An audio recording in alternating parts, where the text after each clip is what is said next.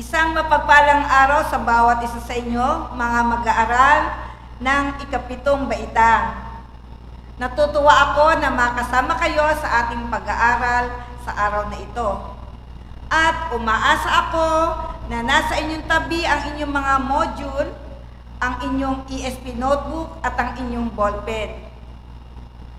Bago tayo magpatuloy, nais kong ibahagi sa inyo yung isang quotation o kasabihan na nagsasabi na ganito: What you are is God's gift to you.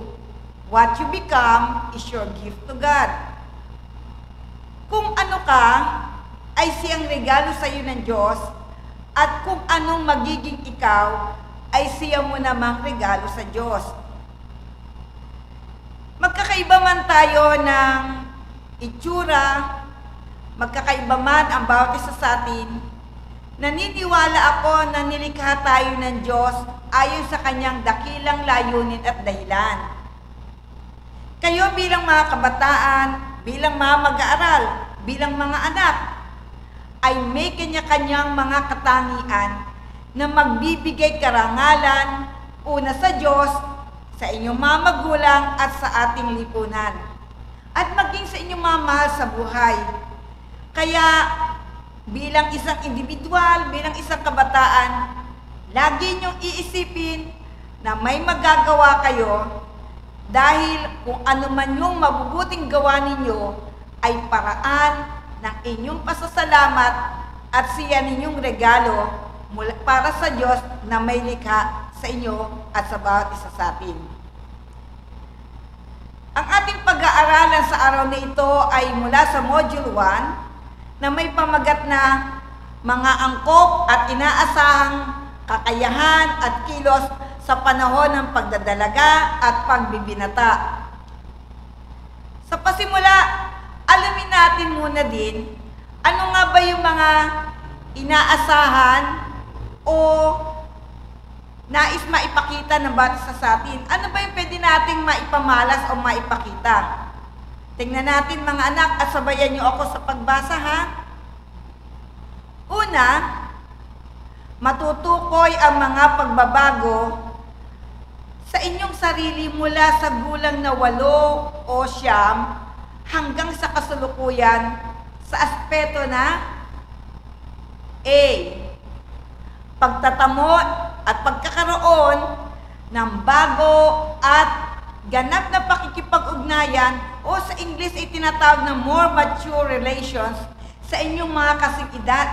Ito yung panahon ng pakikipagkaibigan ninyo. Letter B, pagtanggap ng papel o gampanin sa lipunan.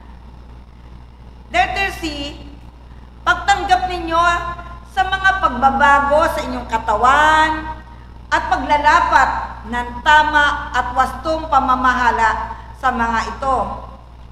Letter D, yung pagnanais at pagtatamo ng mapanagutang asal sa pakikipagkapwa at maging sa ating lipunan. Letter E, yung pagkakaroon ng kakayahang makagawa ng maingat na pagpapasya. At letter F, pagkilala ng tungkulin sa bawat gampanin bilang nagdadalaga at nagbibinata. Ngayon naman, tingnan natin yung pangalawa. Ano sabi dyan? Sige nga. Matatanggap ang mga pagbabagong nagaganap sa sarili sa panahon ng pagdadalaga at pagbibinata. Subukin natin. Meron tayong gagawin, sandali, at tingnan natin kung ano yung pwede nating masubok o malaman natin. Basahin natin yung panuto, Basahin mabuti ang sumusunod na mga tanong. Isulat sa inyong ESP notebook ang mga sagot. Ito ang mga anak ay ilan lamang mga katanungan. Number 1,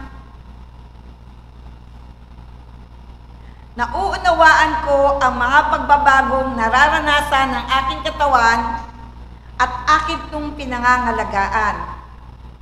Ano kaya ang masasagot niyo dyan? Letter A, inaasahang kilos ito at kakayahan sa mga nagdadalaga at nagbibinata. Letter B, hindi ito inaasahang kilos at kakayahan sa nagdadalaga at nagbibinata. Letter C, yung parehong A and B. At letter 4, letter D, wala sa pagpipilian. Ano kaya isasagot yung mga anak? A, B, C, or D?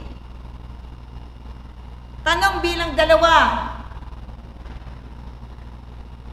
Bakit mahalaga ang pagkakaroon ng tiwala sa sarili sa panahon ng pagdadalaga at pagbibinata? A, para magkaroon ng maraming kaibigan. B, para mapagtagumpayan ang mga pangarap. Letter C, para malampasan ang hamon sa buhay. At letter D, wala sa nabanggit. Number 3, paano magiging ganap ang inyong pakikipag-ugnayan? Letter A, kung magtatago ka ng lihim sa kanya. Letter B, kung handa mong ipakita ang tunay na ikaw. Letter C, kung hindi ka magkakaroon ng tiwala sa iyong kapwa. And letter D, kung babaguhin ang iyong kaibigan sa nais mo maging siya. Number 4, ang sumusunod na paraan upang malampasan ang mga hamon sa pagbabago na nagaganap sa isang nagdadalaga o nagbibinata maliban sa A, pagtuklas ng talento. B, pagkakaroon ng tiwala sa sarili. C, pagtuklas ng sariling kakayahan. And letter D, pagtuklas ng sariling kalakasan at kahinaan. Darako tayo sa number 5. Ang sabi, ang pagdadalaga o pagbibinata ay nagiging mas malalim ang pakikipag-ugnayan ng isang kabataan. Letter A, pagtanggap sa papel sa lipunan na angkop sa babae at lalaki. Letter B,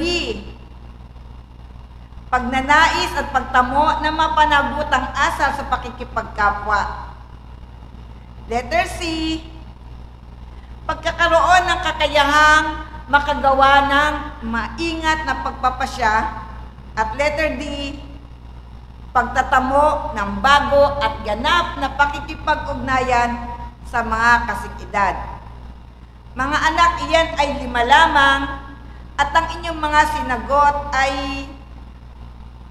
ibibigay ninyo bukas sa panahon yung follow-up discussion at ibibigay naman sa inyo ng inyong mga ESP teacher ang tamang kasagutan. Sa sandaling ito, balikan natin yung dati yung kaalaman. Tingnan natin. Siguro naman mga anak, tayo ay nakaharap na o nakatingin na sa salamin. Ito man ay sa buong katawan o kaya ikalahati man lang. Pero tayong lahat ay nakatingin na, di ba, sa salamin. Habang tumitingin kayo sa salamin, ano yung napapansin ninyo? Anong naiisip ninyo? Di ba napakabilis ng panahon? Naisip nyo ba na iba na itsura mo noon? Saka parang pakiramdam mo, iba din ang naging ugali mo. Hindi lang yung itsura, pati nga ugali, di ba? Dati, umiiyak ka pa kapag aalis ang nanay o tatay mo, ayaw mong umalis sa pagkakayakap sa kanila, gusto mo lagi mo silang kasama. Pero ngayon, di ba? Niyayaya ka na ni nanay, niyayaya ka na ni tatay na pumunta halimbawa sa reunion ng mga mag-anak, ayaw mo sumama, o kaya meron kayong papasyalan, ayaw mo din sumama, sabi mo dito na lang ako sa bahay, ayoko pong sumama, wala naman po akong gagawin doon. Diba nung dati, nung mga elementary kayo, hinahatid pa kayo, ayaw niyong paiwan sa mga magulang ninyo, gusto niyo, pagtanaw niyo sa bintana, nandun ang mga magulang ninyo. Pero ngayon, na kayo ay nagdadalaga at nagbibinata, ayaw niyo nang makikita, ayaw niyo nang maihahatid kayo, ayaw niyo nang masabi na kayo ay hinahatid pa, kay laki-laki na. Nagtatago kayo kasi makikita na mga kabarkada nyo na kasama niyo yung mga magulang ninyo. Bakit kaya? Kasi mga anak, ilan lamang yan sa mga pagbabago na gaganap sa inyo. Tingnan natin ang larawan na to. Anong napapansin ninyo? Di ba yung isang nagdadalaga at isang nagbibinata? Yung nagdadalaga, tinitingnan niya yung kanyang mukha kung meron bang tigyawat. At samantalang naman yung nagbibinata, tinignan niya yung braso niya kasi ang nakikita niya parang may mga muscle na siya, may nabubuo ng muscle. Parang nagiging macho na siya. Pagdating naman sa pakikisalamuha, pakikihalubilo sa inyong kapwa kabataan, o pakikipag-ugnayan niyo sa kanila, anong napansin ninyo? May pagbabago ba? May crush na siguro kayo ngayon, ano? O kaya, mahusay na rin kayo makipag-usap sa mga kasing edad ninyo at sa mga nakatatanda sa inyo. Dati, ayaw nyo noong may katabing boy, ayaw nyo may katabing girl, pero ngayon, sanay na kayo makipag-usap, nakikipagkwentuhan na rin kayo, at nakikipaglaro din sa kanila. Ngayon mga anak, darako tayo sa gawain. Isa ang paalala lang, na itong gawain na ito ay hindi natin ngayon gagawin.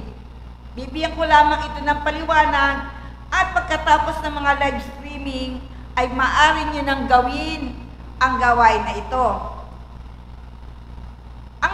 Ang panuto, magtala tayo ng mga pagbabago. Maglista na mga pagbabago sa iyong sarili ngayong nagdadalaga at nagbibinata ka na. Ito yung mga pagbabagong pisikal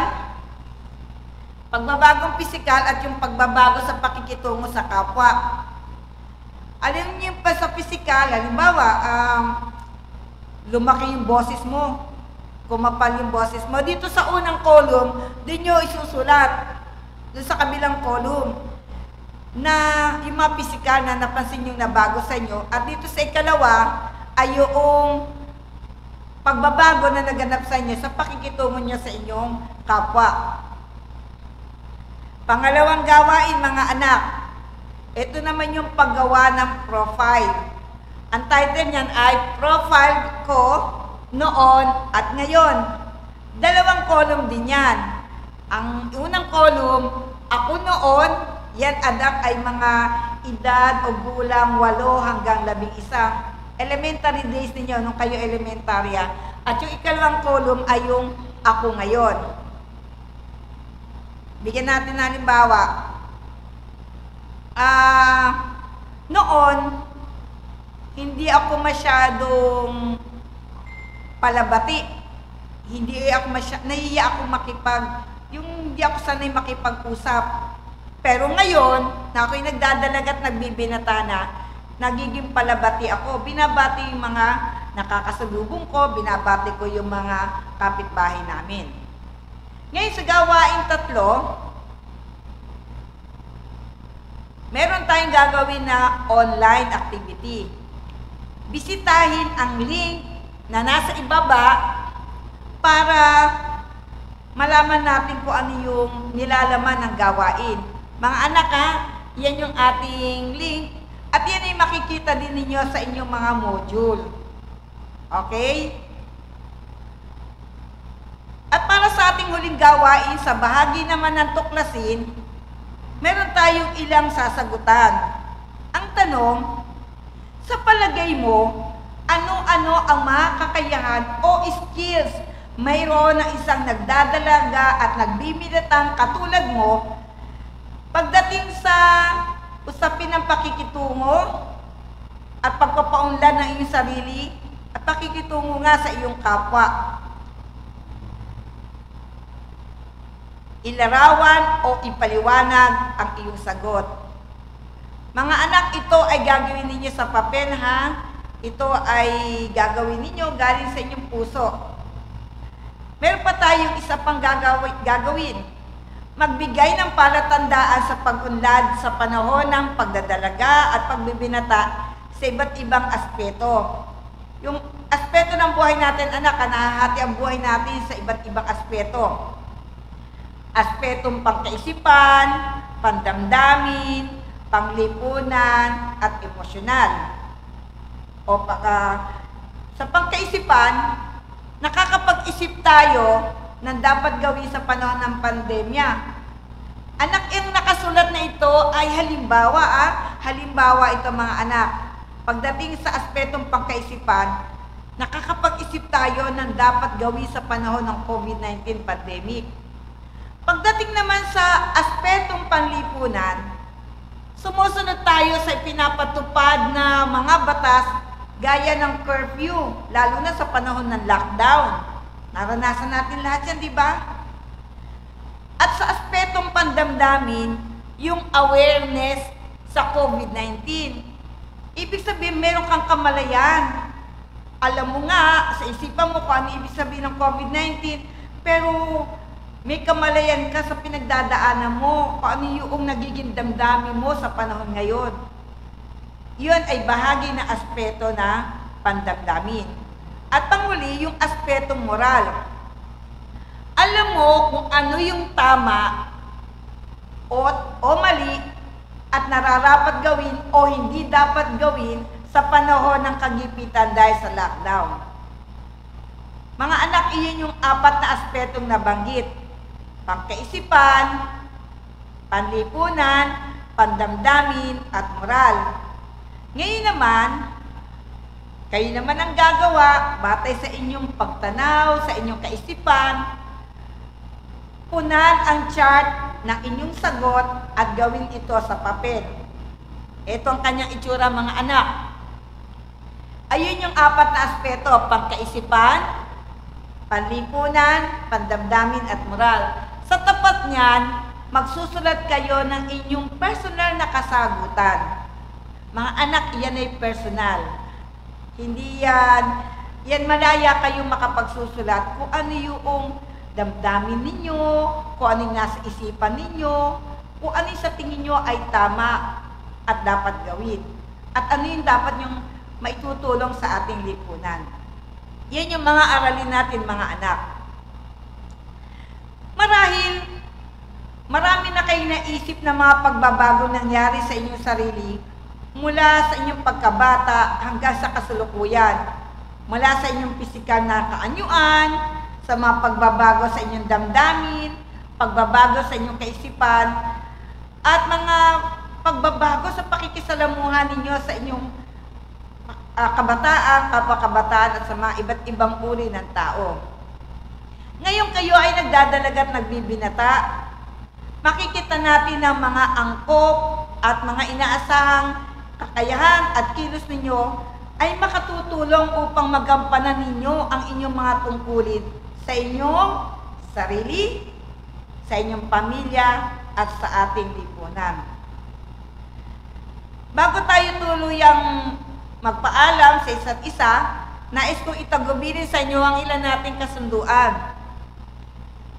Gawin ninyo ang mga takdang aralin. 2 yung chat dyan, anak, di ba? At meron pa tayong online na quiz. Yun ay gawin natin. At sa kinabukasan, bukas, ay dumalo tayo at makilahok sa ating follow-up discussion.